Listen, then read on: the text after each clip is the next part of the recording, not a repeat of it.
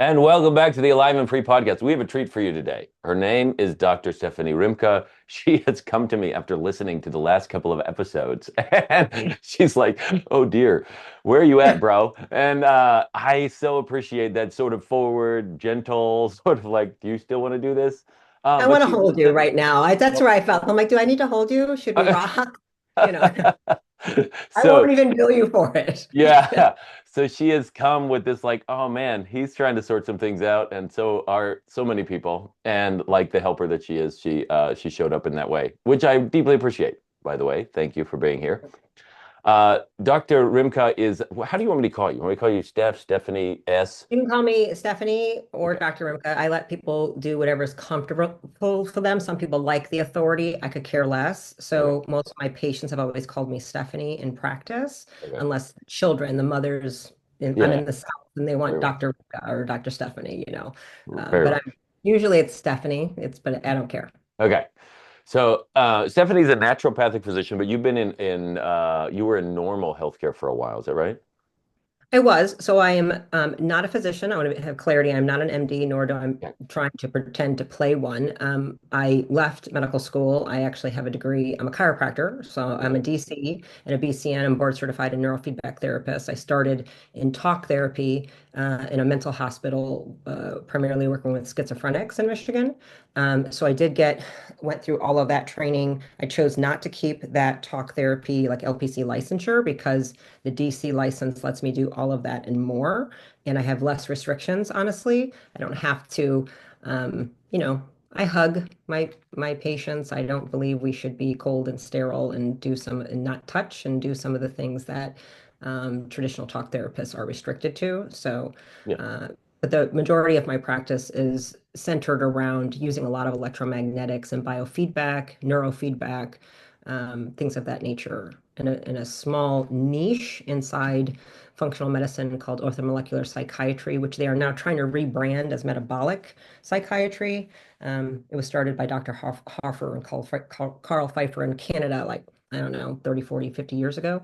Very small niche, but we're looking at the functional underground biochemical reasons people are feeling anxious, depressed, suicidal, schizophrenic, bipolar, things like that.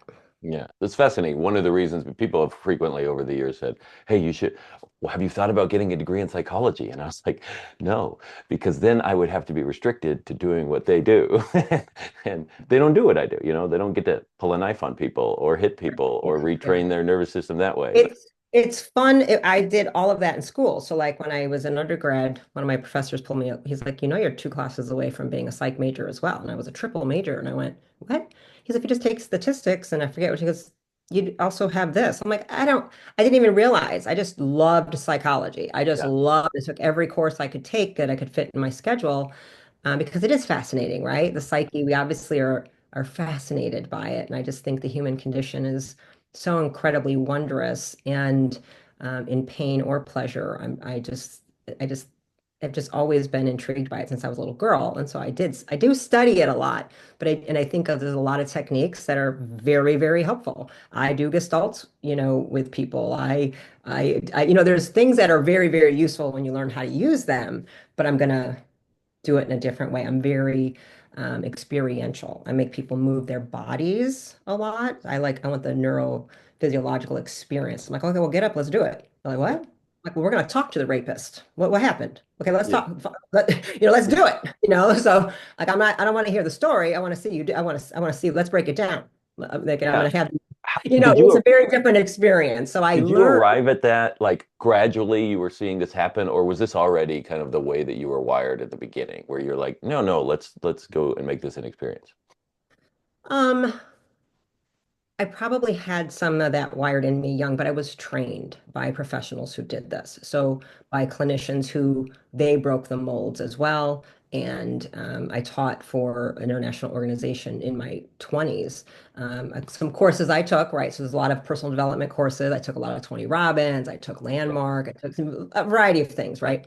And just the yearning for, I just think personal development, consciousness of just growth.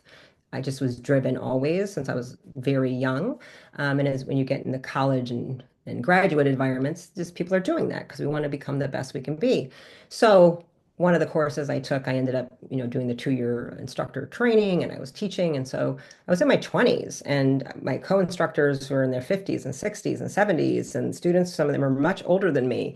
And I'm in the front of the room having it. So it was through them training me for 5 years, very specifically 3 times a week coming in there and then making me better and better and better and teaching me exactly how they did it in practice. And that is what I went and did. So I had a lot of incredible mentors in many different areas, neurofeedback, functional medicine, psychology, gestalt therapy, addictions, and then autism, which is where I really kind of cut my teeth. I didn't expect that.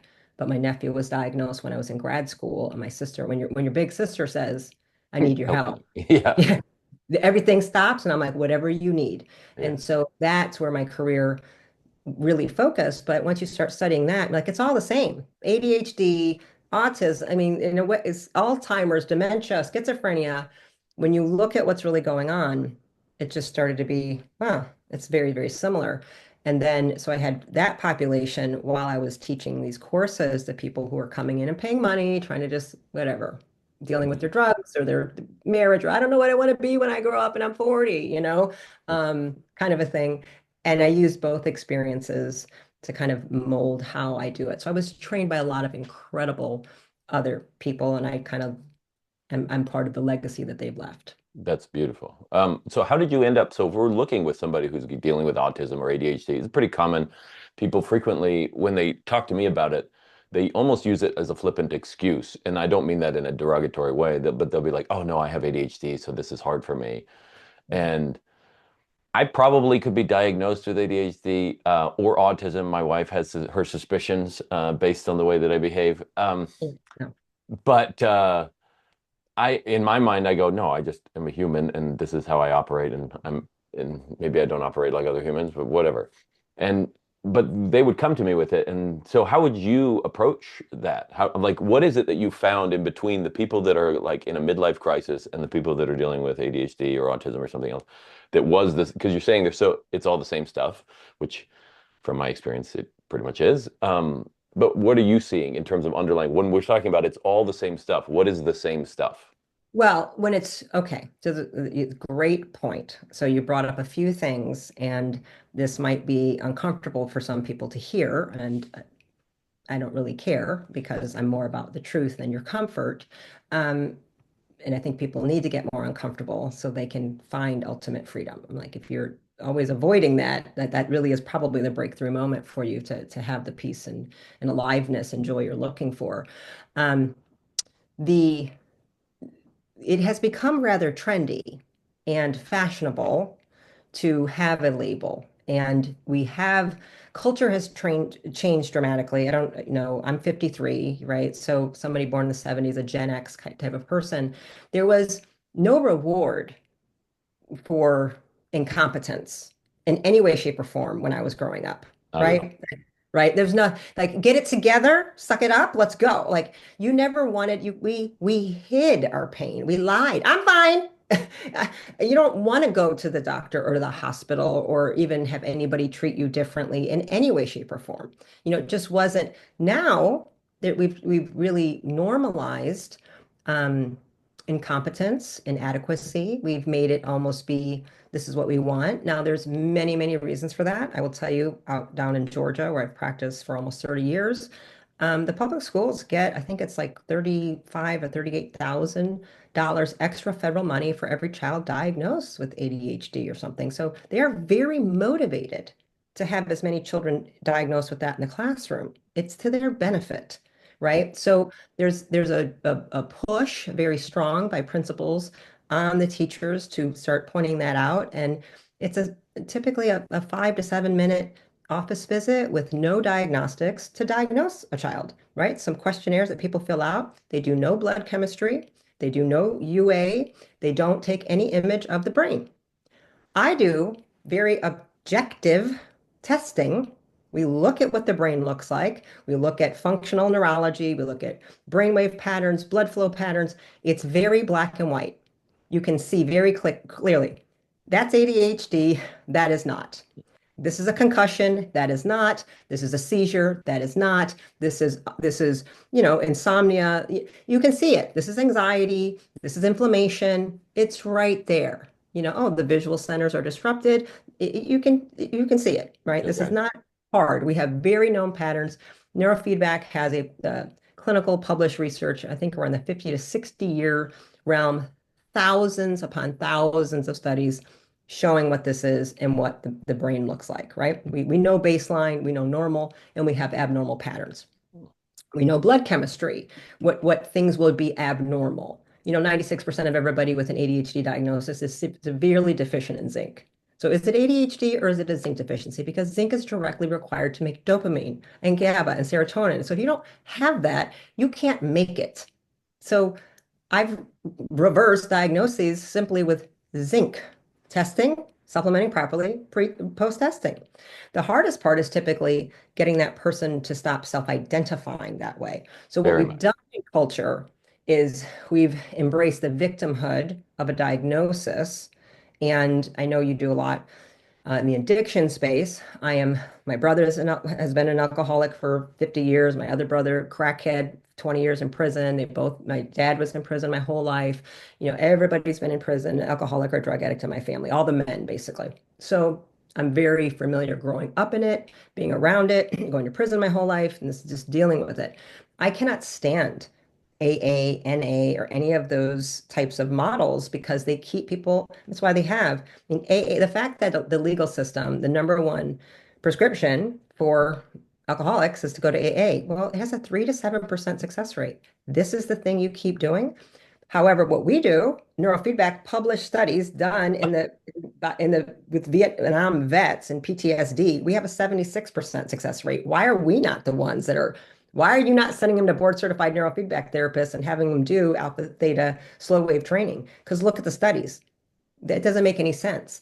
Yeah. So that is the whole thing. I'm Stephanie, I'm an alcoholic. I'm like, can you stop saying it? So I'm Yeah. the person that doesn't want them to embrace the identity of anything. And it's not just ADHD or autism, it's fibromyalgia, chronic fatigue, you name it. You go onto one of those Facebook support groups and you come in and say, I was diagnosed with fibromyalgia 5 years ago. I've 100% recovered. I'm cured. They will throw you out. Yep. They are very aggressive to anybody giving that much hope because I think it's then a reflection of like, well, I'm not doing enough. They just can't handle it. So you have there was a loaded question that was a big answer, but we have a lot of self-diagnosis now of ADHD or autism. So if somebody is socially awkward, Yeah. shy, or just an introvert, or like, I don't like you and all of what I'm seeing in regular life. Oh, I'm autistic. No, pumpkin. That is not what that means. So I look at the brain. I look at measurements. You can 2, 3 days of IQ testing. There's so much stuff you can actually see, black and white, and go, yeah, that's not what's happening. And so here is what's happening. You might have an imbalance or stuck pattern, but that doesn't mean it's this, and we can change that. So the body is completely plastic, the brain is completely plastic and malleable. That's why we have the term neuroplasticity. You can stroke out the part of your brain that where speech is housed. It is dead. And we can train you enough, an entire new part of your brain will pick up how to talk. It'll say, you know what? You keep asking me to do it. I will literally change my entire function. And so this person can talk again. Mm. We've proven this over and over in rehab situations. People who can't walk, talk, feed themselves, 9 months later, 100% function, and parts of the brain that control that are dead, gone, but parts rewired. So if you push it hard enough, you can change anything. So I let them know that. I'm like, you think if we couldn't do that, I can't make you be able to train your brain to focus whenever it wants in 2 or 3 months. It takes 2 to 3 months typically to correct this. It is not hard for something like ADHD. Now, autism, here's what the problem with the real things, what they really are, the underlying messages, they're all central nervous system damage. So we have damage, and they don't want to hear that. So there's been a branding of the word neurotypical and neurodivergent. Divergent. Yeah. Yeah. Yeah. Okay. So now neurodivergent, so there's a market, I consider it a marketing and branding by the Western Medicine Rockefeller Group that is trying to gaslight people into the damage they've done into the central nervous system damage to say, oh no, there's always been this divergent spectrum. And there's always been this. This is a normal part of human physiology. No, it's not. Now, I deal with, I don't think some people know what real autism actually looks like.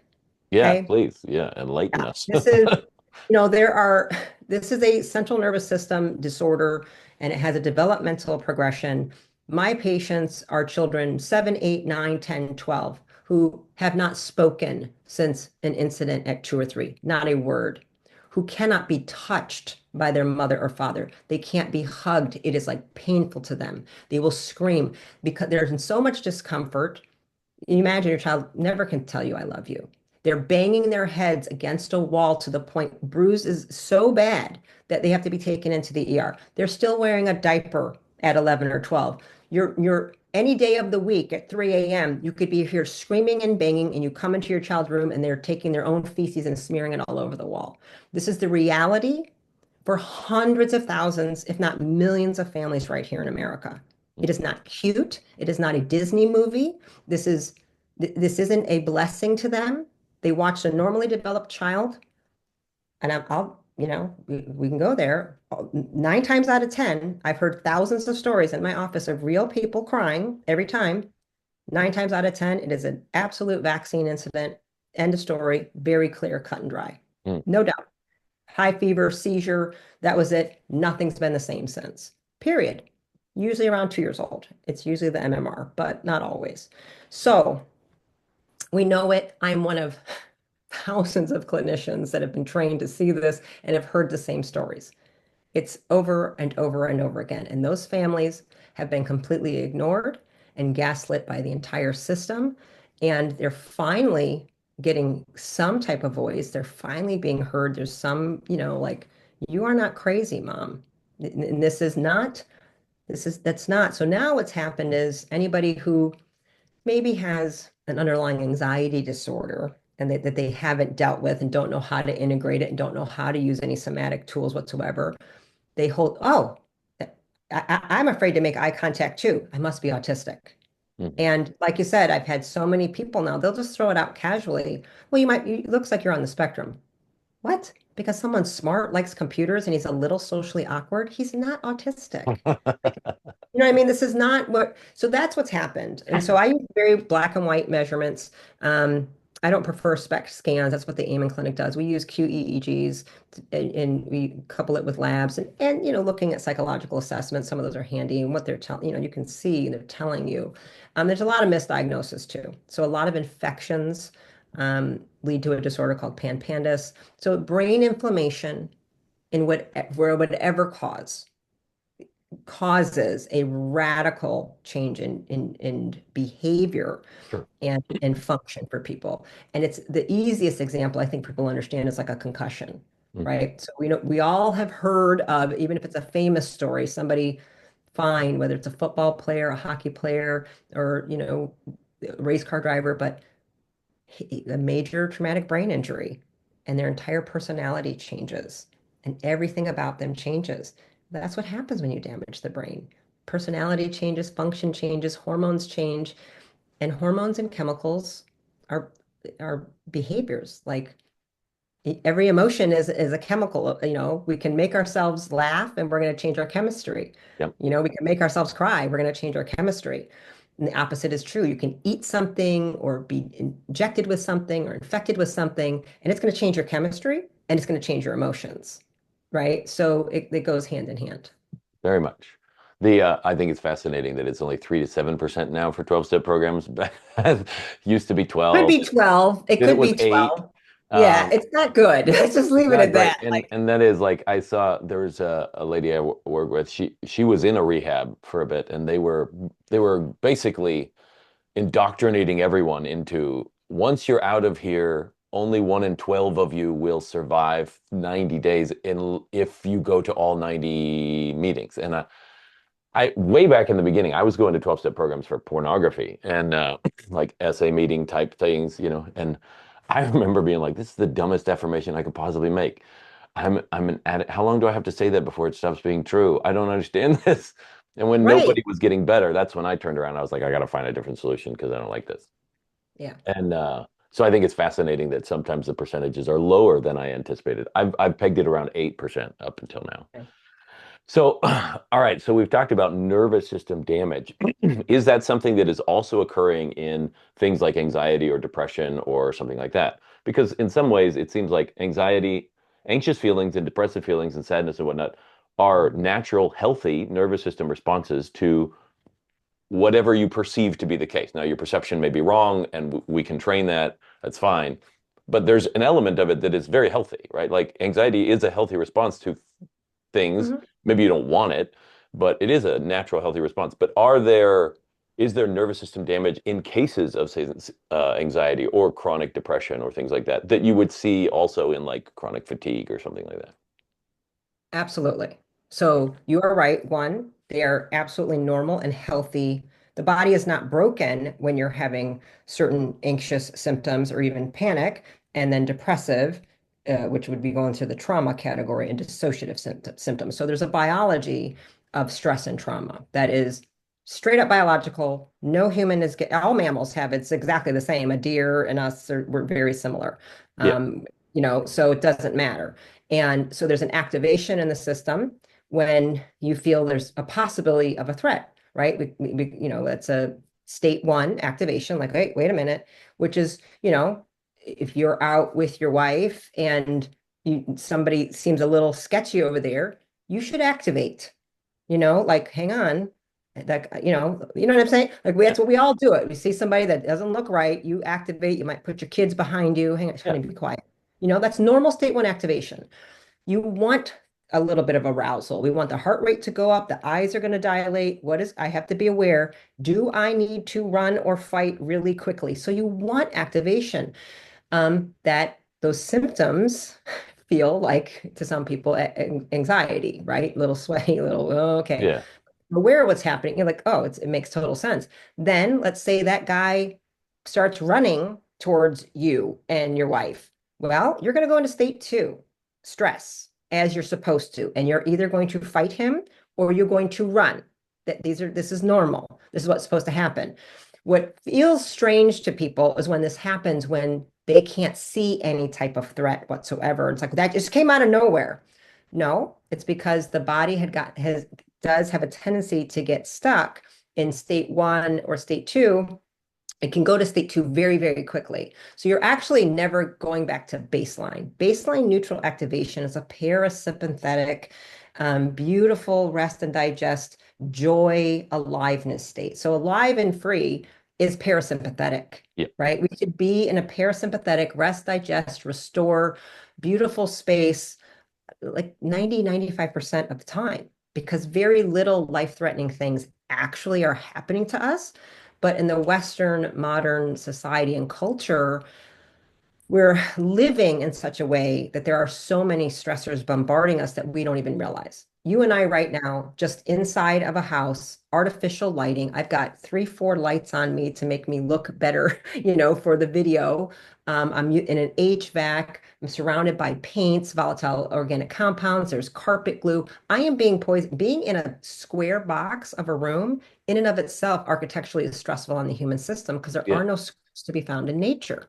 So if we just were living in a dome or a teepee the way we used to, the way all the houses and huts and stuff are, that is found in nature, caves and there's a reason the steeple, the triangle and the round are there. It totally changes physiology and neurology. So even the homes we live in are by design stressful to us. The lights, the electricity, they're wiring us to actually be on edge. 60 hertz running through them. I'm in America. It's a little bit 50 hertz is in England and Europe, but we're not meant to run at 60 hertz, right? The calm alpha brainwave state is 8 to 12 hertz. That's very chill. That's very neutral. That's very slow. Everything that's surrounding us is running on our phones and computers, gigahertz. We're being wired to speed up, which increases our activation, which makes it very easy to push some people into the panic state. Now, there are some genetic predispositions toward this that where Sure. cortisol state, well, they're at baseline. Some people literally release 3 times the amount of cortisol as someone else. So their response is greater. Now, these make great fighters and warriors, by the way, Yeah. because that's who you want to go, like a frontline guy who's going to get real crazy because he's Berserkers and the ripping old people Viking apart. stuff. Yeah, that's what I'm saying. Those guys, it's danger because Yeah. they're going to kill you. You don't want a neutral guy up there, right? So You're that the guy is neutral guy you important. want to send in to be the spy who like nobody detects. Exactly. The cool cucumber dude can like restrain himself. When I want violence, I want that guy who's prone towards anxiety. I'm trained by a Navy SEAL, who's one of my coaches, and he says to me, all Navy SEAls, because we're highly like we're super anxious because they learn so they have extreme activation and they learn through all their techniques how to control it. So when they unleash, it's an extraordinary amount of energy that comes, and they're stronger and faster and more aggressive than other soldiers.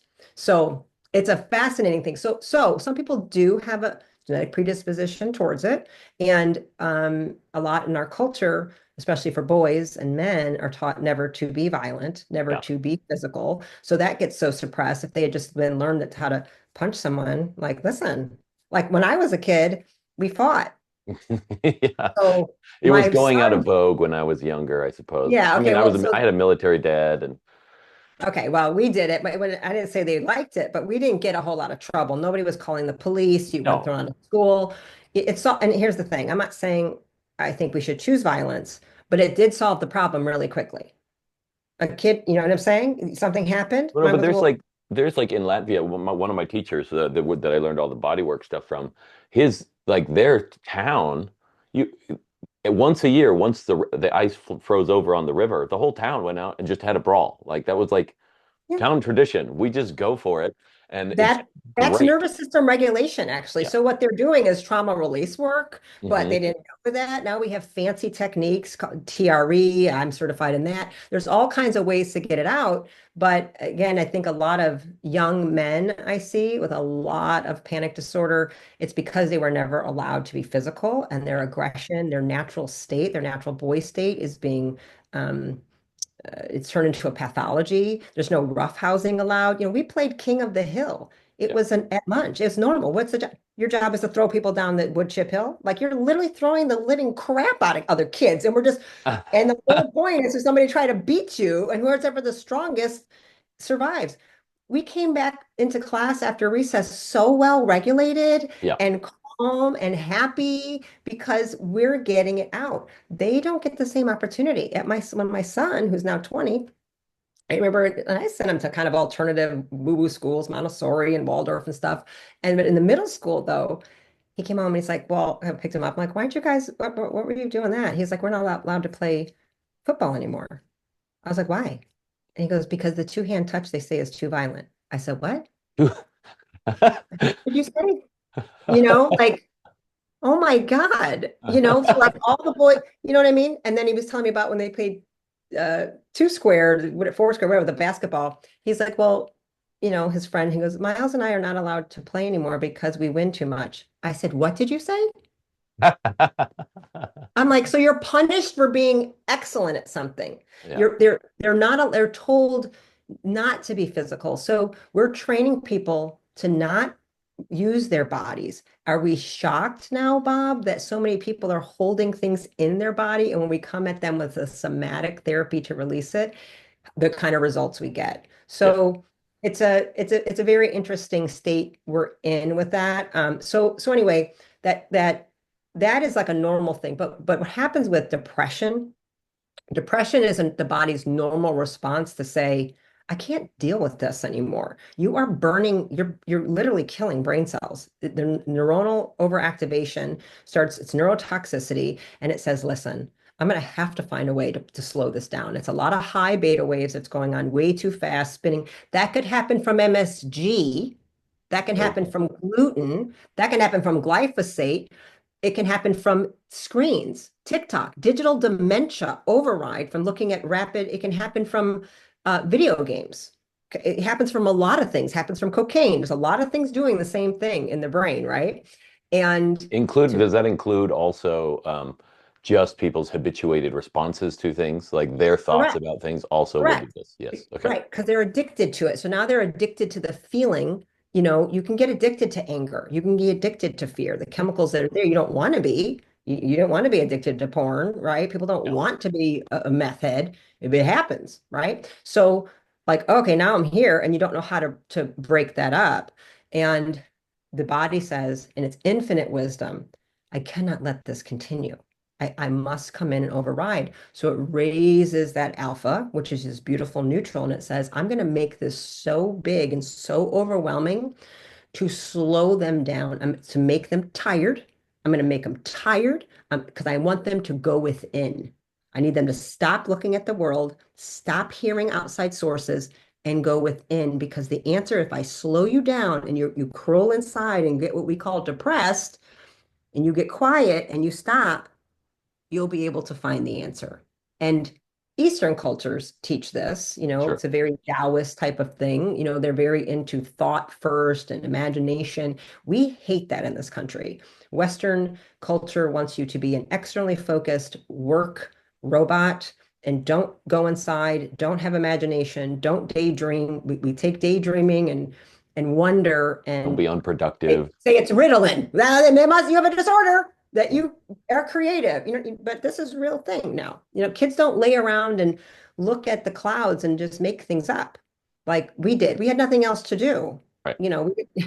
We were bored and it was a normal thing. So now we've given them so many screens and other distractions, and parents themselves are so dissociated inside of their devices. Their children can't connect with them. So the children are becoming more dissociated as well. So you have a whole dissociated relationship in the family where no one can make eye contact and be present. If you don't practice that, you can't sustain attention. You cannot be present. That looks like attention deficit. It's because they didn't have the practice. And if you don't have it, you don't make enough oxytocin. You don't make enough dopamine. You don't make enough acetylcholine to actually sustain any of those states. We can help do that via brain training. So the depression is the body's natural response to do that. And from a physiological standpoint, let's say you're in that situation and the guy's running at your family. Let's just say now you get in a fight with him. Okay. You say, tell the wife, run, go. And you stay there and deal with it. She ran, she got away. You're the one dealing. Well, he outdoes you. Okay. He's outdone you. You're pinned to the ground. You're barely, fading in and out of consciousness. That's now trauma Yeah. because we are not in a stress state. We are not high activation energy. We've gone below the parasympathetic neutral and we are down with your mitochondria. This is a very basic mitochondrial disorder. We have dysfunction. We've broken the stress state of what can be handled. We have a failure in structure, and it can't sustain the energy any longer. You don't have the ability to create any more ATP, to create any more contraction, to actually maneuver out of this. So that's what we would call a state 3 depression or trauma. Now, here's the reality. You can go in and out. You might get a second chance. You're down there. He might get distracted by somebody else. You might get a second wind and you can activate yourself, which is state 2, and it looks like panic again. So when people are in state 3 trauma, they can dissociate, they have to rest, they're fatigued. It's kind of like they're still anxious, they're still like, but you put like a blanket on them, it kind of calms the hot down, cold blanket. So they cycle in and out often and they feel really crazy. And it's often called bipolar disorder when it's not at all. It's actually a state 3 trauma stuck in the neurology. It really is neurological and it's a mitochondrial disorder. And if you don't feed and nurture that and fix it, it can stay there for years. But let's say that guy's got you, and then there comes a point, knife is out, it's right at the throat, and shit, it's done. In the infinite wisdom of the divine human vessel, the brain says, let me help you. And it will release this cacophony of chemicals, including DMT and other wondrous chemicals that will dissociate you so pleasantly. You will feel like you're blissed out on the world's greatest drugs. This is why people do ayahuasca. You're blissed out. There's no pain. You could be floating. You don't see what's really happening as he's stabbing you 7 times in the neck. You've been given the gift of, I think it's one of the great divine gifts. Like, I'm sorry, let me help this for you and give you some peace as this is about to go down. This happens again with the classic sexual abuse, rape, trauma. So people who've had to live through some horrific things, dissociated to survive it. It's a great saving grace. I am so glad their soul and mind said, let me take away for a minute so Yeah. you don't have to know what just happened. But this can leave them in that state 4 where they're just out of the body, not really there, you know, think maybe everything's okay, but now they don't know how to connect. They can't really be intimate. They don't feel depressed. They don't feel anxious. They kind of feel nothing. So those are these are biological states. And I don't talk therapy is not how you do this. You have to feed this nervous system. You have to give it nutrients. You have to fix the mitochondria. We have to bring it back together. And then we have to reverse that cycle. So unfortunately, to really remove this out of a person's brain and body, you have to reverse the steps. And that is uncomfortable because feeling numb feels a lot better than feeling depressed and like I don't want to live, Yep. right? And then feeling anxious and panicky, that's not comfortable. You know what I mean? So to go back down to neutral, when I show people, I do this all on a graph with an XY bar, and I said, look, this is not, you're not broken, you're not abnormal. This is normal physiology. We all go through it. But if we were living wild, like many indigenous tribes do, you wouldn't really encounter the situation very often. And when you did, you'd be allowed to go through the whole cycle. They're very comfortable with it. The body would go through shakes and tremors Yep. and crying and screaming and things, and they would not suppress that in you. They would actually encourage it because they're so connected to intuitive divine nature of how this is supposed to work. You were built by design to heal this yourself.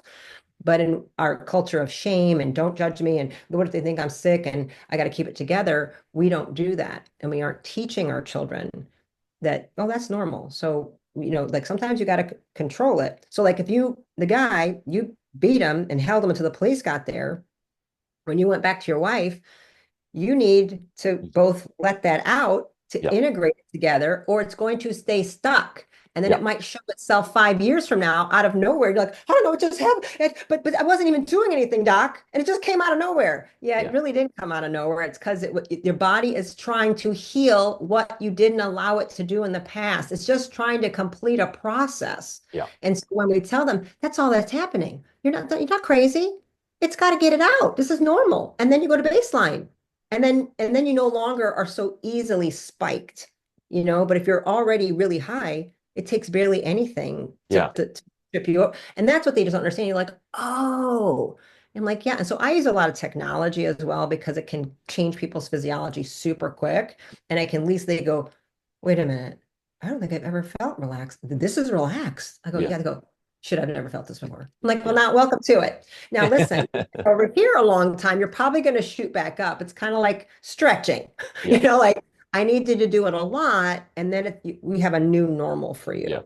But we probably do different ways of doing it, but I use several modalities Yeah. to get out of the brain, to get out of the muscles, neurogenic tremors, teaching them so they can have multiple tools, because breath work doesn't, box breathing is not really doing much for somebody when they're in a full-blown panic, Yeah. like just good luck with the tapping as well. Like I'm like, it's not really gonna, you know what I For those mean? of Like you who when don't you're know, that's already EFT stuff. flooded, Yeah.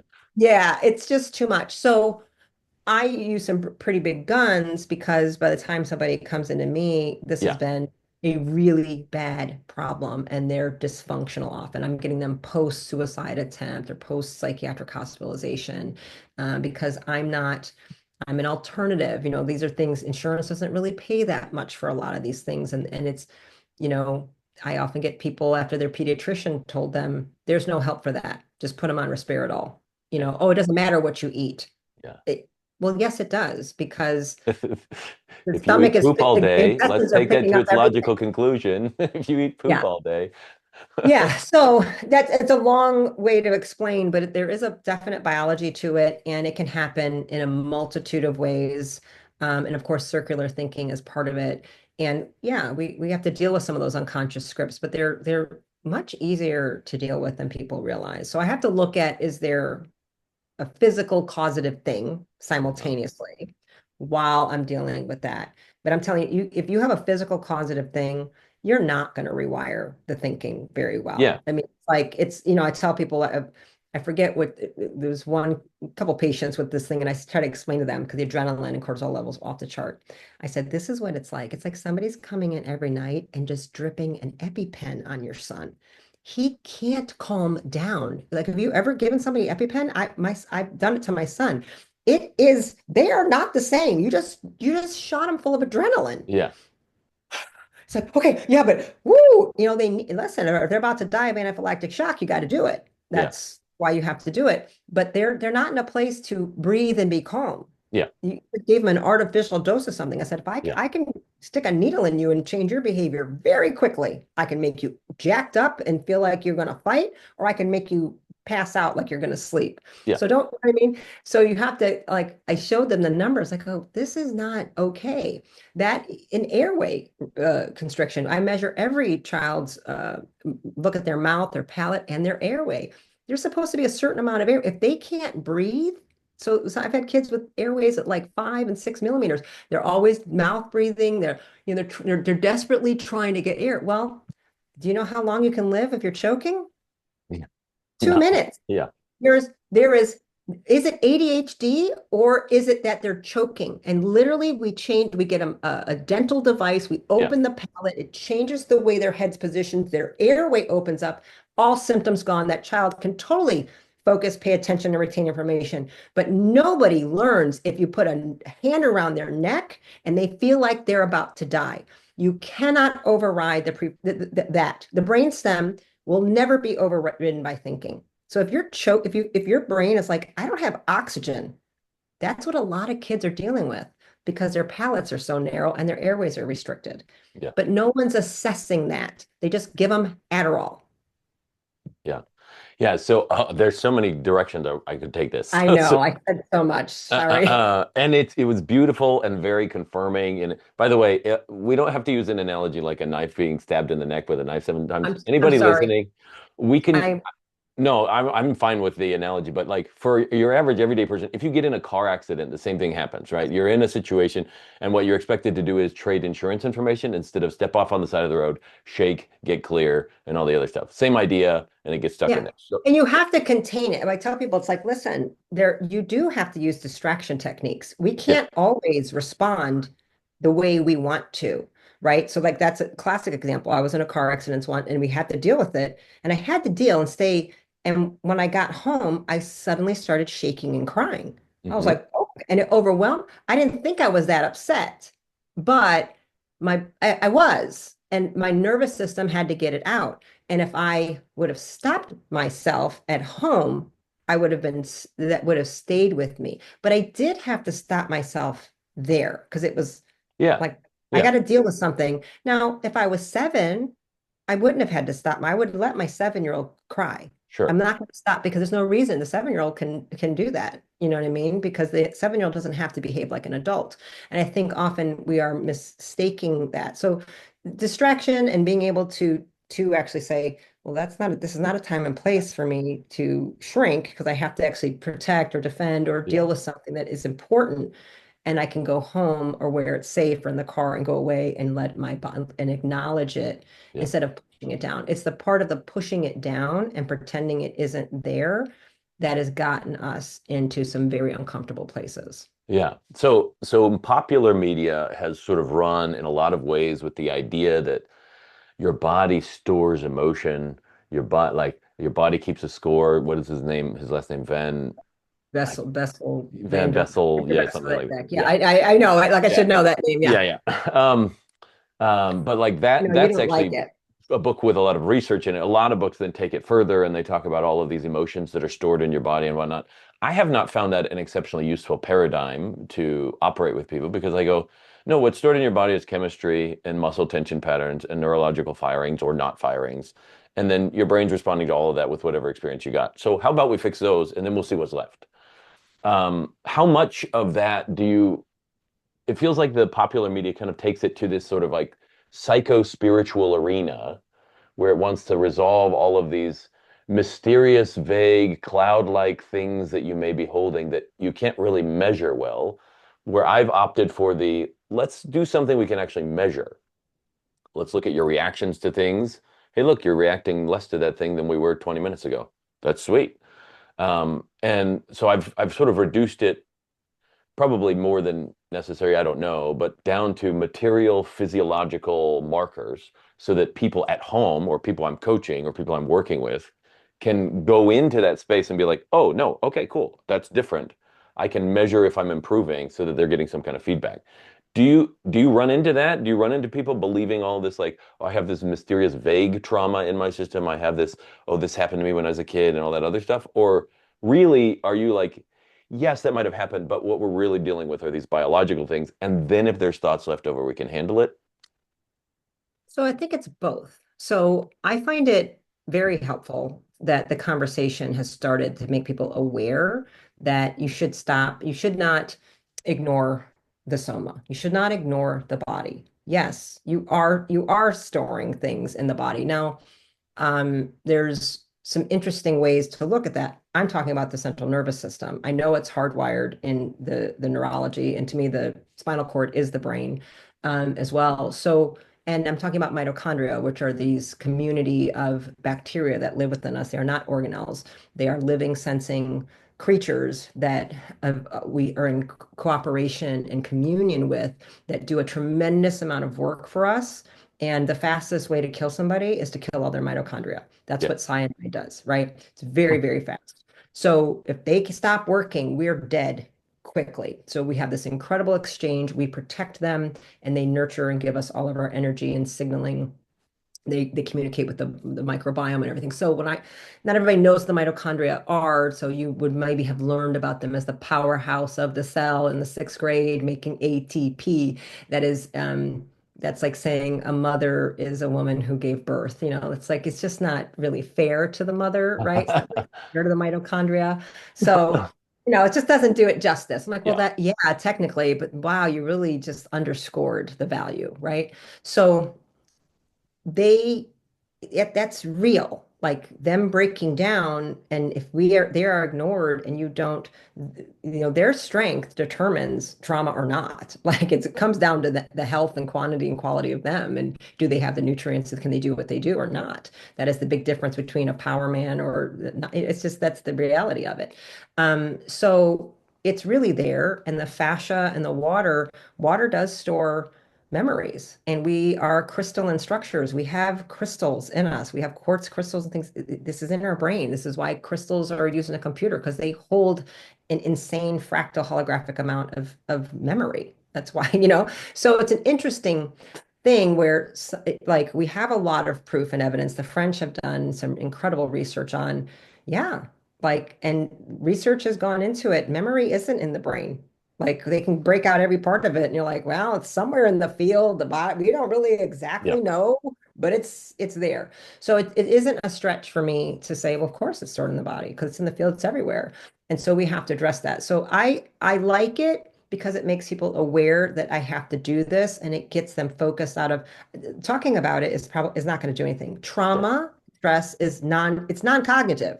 Yeah. So why would talking about it ever fix it? It's not going to. It's primordial non-cognitive. So we don't need a cognitive thing to actually deal with it. That's kind of the big um, handicap of talk therapists, is like they're very stuck in the cognitive model. But there's new, EMDR. There are lots of Sure. things Yeah. coming up. DBT. They're like, no, we must be dealing with the body and Yeah. access the neurology. It's why they're much more effective. So I like it, but I can see how sometimes it can be used as a reservoir of excuses. And then just, well, this is how this is, and I have all this stuff. So just because something happened to you does Yeah. not mean it was a trauma. Mm. And it doesn't mean it's something you have to even release. Like lots of, like, well, it doesn't mean it was traumatic. Actually, trauma means it overwhelmed the nervous system and it collapsed. That doesn't mean it happened like that at all. It's a bad thing, but was it traumatic to you? That's why you can have five people have the same thing happen and only one is in trauma. The other four processed it, integrate. It didn't collapse the system. So I do like the concept. I think it's helpful to have that conversation to get them to do the things, to understand why we shouldn't Certainly. be taking a drug, why we shouldn't just be that's why talk therapy didn't work for them. That's why many of them give up because I did it and it did nothing. And I'm like, yeah, because actually, usually talking about the trauma is just re-traumatizing them. And we're just making it worse. Now you've hardwired it even more. And so I think it's a great book and a great notion because it's helping to change the field of talk therapy. Yeah, for sure. Yeah, for That's sure. wonderful, right? Now, do lay people maybe misuse that All the time. as some type of see this it's because of my trauma. It's what happened at 5 and my trauma, they own it Yeah, then. That I think is unhelpful, but I think that's where people like you and I come along to yeah, say, listen. yeah, And the way you described it with it's just a biochemical, it's great because it's a very left brain, very masculine way of approaching it. And my right brain, very feminine way, wouldn't say it that way at all. mm, But again, you're going to attract the people who are going to hear the language you speak, and I'm going yeah, to attract going to hear the language that I speak. I'm going to approach them more holistic, more feminine, more motherly. It's just the nature of how I'm going to do it. yeah. Yeah. Which I have found to be extremely helpful as much as I've been punched in the face and done all these other things in response to it. And I've had a lot Me of ladies both. come that have really appreciated stepping out of the more nurturing and be like, look, I just need to figure out how to do this thing. And it's been very, Correct. very helpful. So yeah, the languaging, I talked with Amber Hollingsworth a couple of episodes ago, and she's very much on this, like, I'll use the language if it helps, and if it doesn't, I won't. I'll use something else. And I tend to do that with each individual person. But when I'm Mhm. talking, obviously, publicly, it's a bit different. Yeah. The I think the struggle I've seen with it is that not the people that are using it as an excuse, but the people that like don't. It feels like a vague thing that isn't something they can ever get their hands on, and that's where I'm like, well, let me create a way for you to get your hands on it, Okay. so that you can deal with it. So I'm like, okay, cool. What is an emotion? What is anxiety? Well, Yeah. I well, how do you understand that. experience it? And I'll say this, have you seen this? And there seems to be kind of scary in this field of the trauma releasing and talking about the emotions. There seems to be a strong like sexualization, like some of these coaches watch some of it. I'm like, that seems very, very inappropriate. It seems Mhm. very erotic based, sexually based. I don't know if I've I've seen seen a a lot lot of of it. it. Yeah, that's made me very uncomfortable. I'm like, yeah, this looks a little cultish, a little bit dangerous, and I'm concerned about what might be happening in the It's next year. really easy for it to go that way. It seems just because you're dealing with something so personal that the person opens Yeah, up and then they create this sort of like attachment to this person saved my whole life. I'll be vulnerable with them, and then it breeds a sort of familiarity that I've always been a little skittish about. Of course, I yeah. use Well, I think there's performance sometimes by some of these yes, teachers and coaches or whatever. They're doing it for shock value and like, well, it just becomes performative and it's not really about like you don't have to flood someone to get them better. This is not what we should not be overwhelming and reflooding them. This is about integration. And integration requires restraint. And our culture today, you don't get clicks and views and likes for restraint. You get it for being over the top and yeah. spiking as much cortisol in the viewer as possible. So I've seen a lot of that, and I don't know how much of it is around that and just monetization, but it has certainly made me concerned. Yeah, I think it's a concern. It's a concern for me because very often the stuff I do can be extremely intense. Yeah, It's intense physically, and the whole time I'm sitting there going, okay, now relax this muscle yeah, and relax because they don't know how to get unstuck in their body. If I just put a blunt stick on a pot spot in their back, they're like, I can't breathe. They don't realize that they're breathing and talking yeah. while they're saying that. They don't realize that they're able to move. And so like I just put enough pressure for them to be like, "Oh, okay, that's not comfortable." And then we go, "Okay, cool. Now, you see where you're stuck here? Relax this." So that I'm Mhm. giving their brain this feedback, not with fancy machines, but with a piece of wood. That Well, goes, it's embodiment. But I said going through those states to get back in the body, it's uncomfortable. It yeah, hurts. Like very this much. is you're bringing a point. Like no, no, no, and so you're stopping someone from dissociating and bringing them back. And they don't, that's very, very uncomfortable. I mean, this is a really So yeah, no, it makes total sense. I mean, I do. Are you familiar with trauma releasing exercises that David Berceli came up with? I've heard of them. I haven't actually had the time to go in. Bioenergetics, it's some several, Yeah, but it's, you probably so many different incredible modalities are yeah, all are using the same way. So he came up with a great system, and that's what I'm certified in. But it's very much that we're getting back in your body. It does reversing this is uncomfortable. So yeah, the idea that I just use my hand, I don't put a stick, and just sometimes the awareness of, and it's they think like that's not it's not a burning poker, but because they've been so out of it and they don't, you know what I mean? They just, and that's where I do think what you're pointing out to them, it is trapped in the body. And coming back to that point can flood with a lot of memories of what actually happened there yeah, 20 years ago or 30 years ago that they don't have to consciously have any idea about. It doesn't matter. yeah, But we want it to unwind and move its way through. It's just stuck potential energy. And when energy cannot move, when it's stuck, and it has to be moved into kinetic, it's just basic physics, there's so much energy that's available for them to be heal and alive and express. But when it's pounding up against itself, it's damaging and draining. That's how I try to explain it to them. I said, you're just full of potential energy. And you have little locks on it. All I'm going to do is help move some locks and let it flow. It knows what to do better than I do. Your body knows how to heal. I don't know how to heal it. yeah, So that energy is going to do divinely what it's built to do. It yeah, just got stuck along the way because you didn't understand the language of a symptom. And you've been taught a yeah, symptom means something wrong with you. So you pushed it down. That's not. It was information and communication yeah, that unfortunately we think these things are bad things. So, yeah, like I said, anxiety and depression are natural states that are designed to move through quickly. And we change things. I've had patients come to me, Bob. I remember this one woman, her son killed himself by jumping off the Golden Gate Bridge when he was about 30, something like that, 25 or 30. So this is obviously incredibly upsetting and distressing for this woman who yeah, was, I think, 60 at the time. So of course, what did her physicians do as she's grieving, as a mother would, as she's dealing with funeral arrangements and getting his body? Well, of course, she must need Xanax and Valium. 6 months later, she's now a benzo addict. She can't get off of them. 3 years later, she's a benzo addict. She needs higher dosing. She's a highly successful multimillionaire, Ivy League grad, owns multiple businesses, a very famous artist, owns galleries in Atlanta, and comes and says, I can't get off this. Well, because just suppressed normal emotion she was supposed to feel. But we're so into you can't be sad, you can't be crying, you must be functional. So let's just drug everybody up and numb them out. It's a classic example of that's nothing was wrong with you. So what if you were in the bed even for 6 months crying? I mean, but this is what happened. And so it took years to get her off of that, and she is, and everything's wonderful now, but it led to years of problems.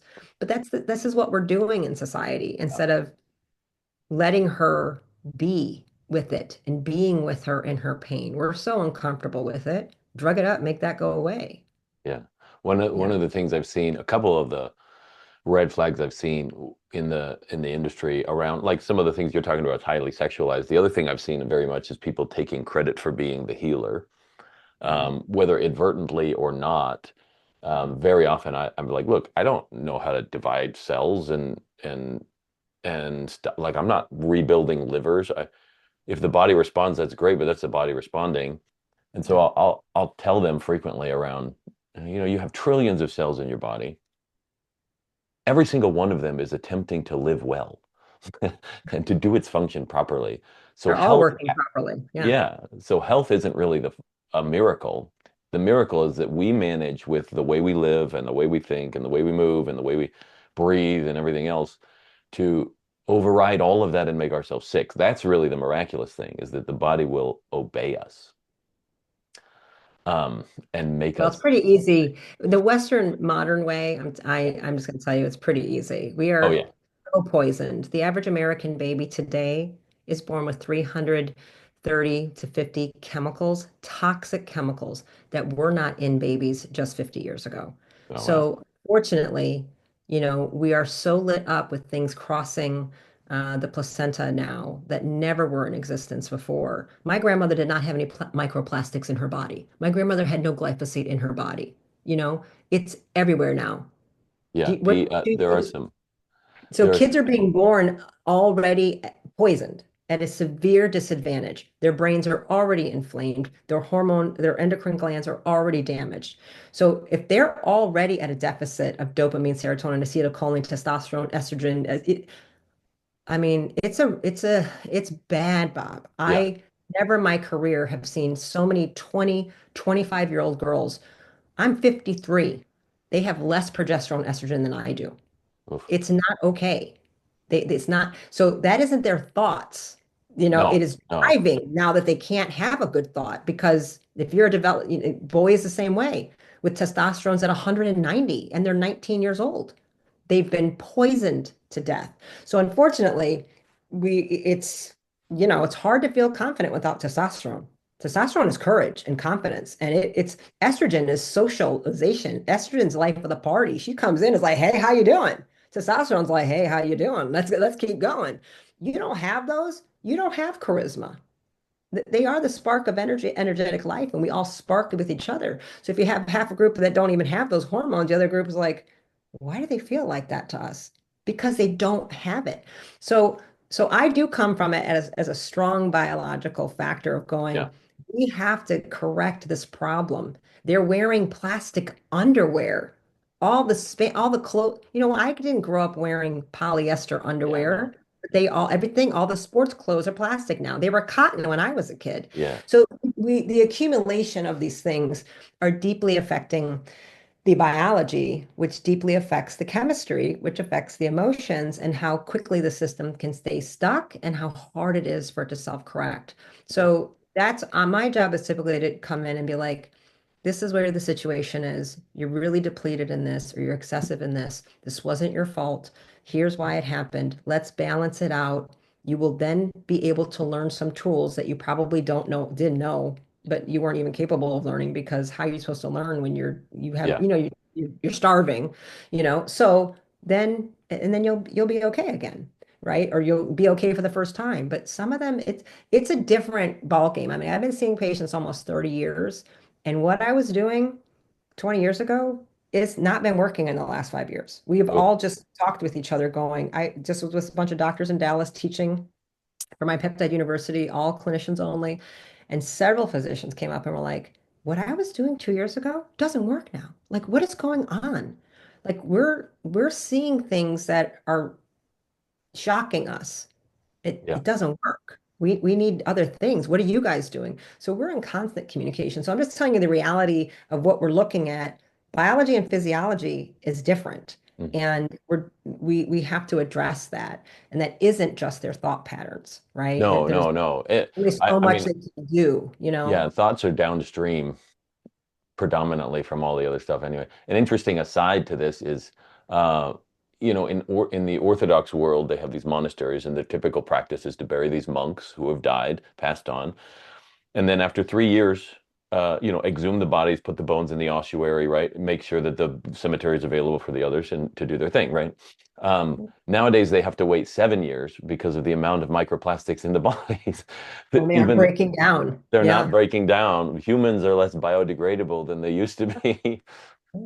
Really fascinating, Yeah, for exactly. sure. As I'm saying there's so many more chemicals that formaldehydes and stuff like that. So that again, it's not trying to make it as an excuse for people, but I just No, know it is different and we have to be aware of that. It doesn't mean you don't keep putting effort into it. So yeah, the natural state is to be joyful and alive and vibrant and sometimes you win the lottery or you don't based on where you're born, who you're born to. I don't know yeah, why the soul chooses why it chooses, but it does what it does, and everybody has their own experience. I was born in America and my grandfather was born in Pakistan. It's a very different experience, so he had to work hard to come here, and it's a very different story of what we all experience. So I could have been born over there. I would have a very different life, right? So that's not because I'm yeah. good, just the way I got lucky.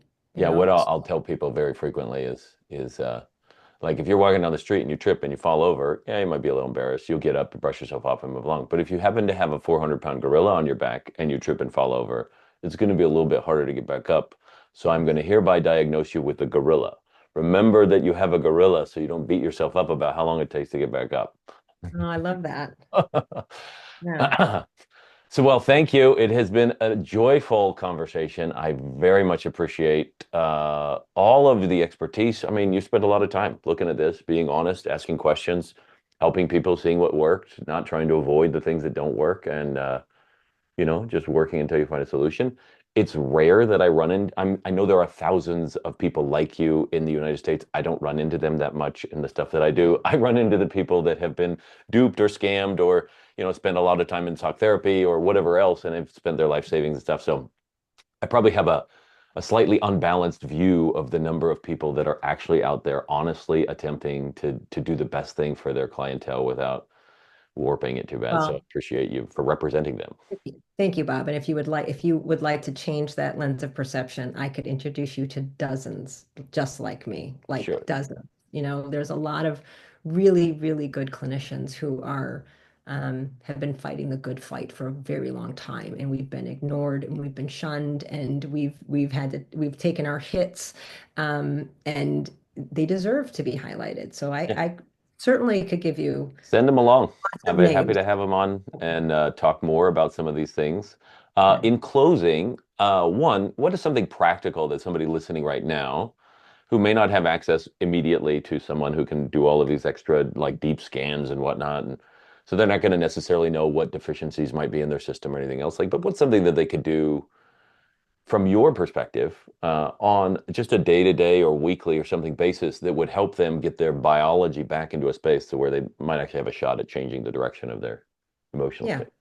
Well, the greatest representative of driver of your healing that we have on this realm and this planet right now is the earth itself. So nature is we will never replicate you or the sun and the moon and the ocean and the stars and the earth.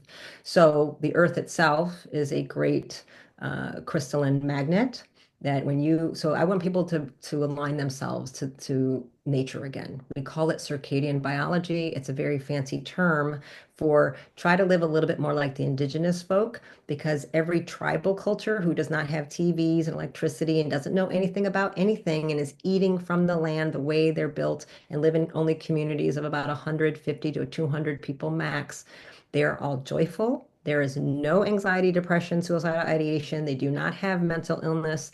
Their peace and joy and is their very natural state. This is how it is. And this is fact of so much research and people who go there, like it's a completely different environment. So all of these mental health problems that we're dealing with are because of our lifestyle. This is not a natural state for a person to be in. It's easy to be that way in this very unnatural world. So do the best you can. Morning sunlight. Get outside as close, follow normal cycles. Go to bed when it's dark, wake up when it's light. Do not look at a phone or a screen or a light. Get outside barefoot. St you know, Breathe, meditate, pray, whatever you want to do outside. Go outside as much as possible. The earth itself, the ground is at 9.6 hertz. That's an alpha wave. The sky is about 7.83. That we call it the Schumann resonance. That's a theta wave.